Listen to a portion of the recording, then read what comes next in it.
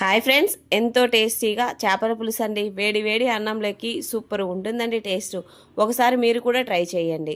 దానికి కడాయి పెట్టేసి ఒక స్పూను మెంతులు అవి కొంచెం ఫ్రై అయిన తర్వాత ఒక 2 టేబుల్ స్పూన్ ధనియాలు వేసి వేయించి చల్లారిన తర్వాత మిక్సీ పట్టి అందులోనే ఒక 10-15 వెల్లుల్లి రెమ్మలు కూడా వేసి మిక్సీ పట్టి పక్కకు పెట్టుకోవాలండి. 2 ఉల్లిపాయలు 2 టమాటో ముక్కలు వేసేసి బాగా మిక్సీ పట్టి పక్కకు పెట్టుకోవాలండి. కడాయి పెట్టేసి 2 టేబుల్ స్పూన్ల ఆయిల్ స్పూన్ వడి వేసి వేగిన తర్వాత టమాటా పేస్ట్ అందులో వేసేసి బాగా ఫ్రై చేసుకోవాలండి. అందులో కరివేపాకు వేసుకొని ఫ్రై చేసుకోవాలండి. ఆయిల్ సెపరేట్ అయిన తర్వాత అందులోనే కొద్దిగా పసుపు ఒక 2 టేబుల్ స్పూన్ల కారము వేసి ఒకసారి కలిపేసి ధనియాల పొడి కూడా వేసేసి కలుపుకొని చింతపండు పులుసు కూడా ఇందులో వేసేసి ఎంత వాటర్ కావాలో వాటర్ వేసేసి తగినంత ఉప్పు వేసి కలిపేసి ఇలా ఉడుకుతున్నప్పుడు నీట్గా కడిగి పెట్టుకున్న చేపలు ఇందులో వేసేసి ఒకసారి కలిపి అందులోనే మామిడికాయ ముక్కలు కూడా వేసి ఒక 5 మినిట్స్ కుక్ చేసుకోవాలండి.